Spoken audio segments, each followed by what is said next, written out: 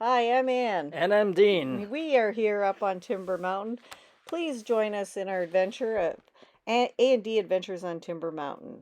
Here you see me cutting a tree, a large pine, and somebody asked me what type of cut it was, and it's a standard felling tree cut. As you notice, there's two diagonal cuts, one on the left, one on the right, and that's usually the direction that you want the tree to fall.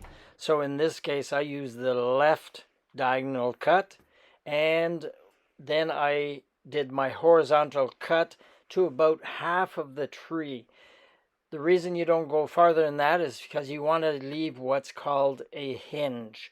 And the hinge is what the tree will pivot on when it falls.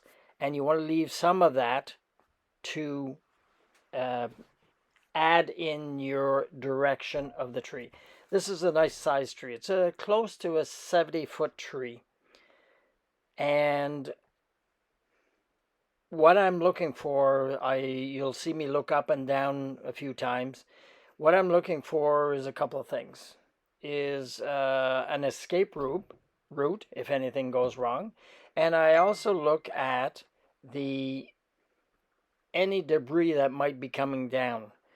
If you look at the video during the falling of the tree and everything, you'll notice there's branches coming down. Also, you'll notice on the stump there's a section that was left, and that's part of the hinge.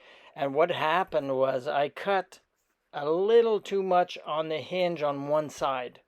So all that did is direct the tree on the side of the hinge that I didn't cut. So it turned out real nice anyway. Thank you for listening.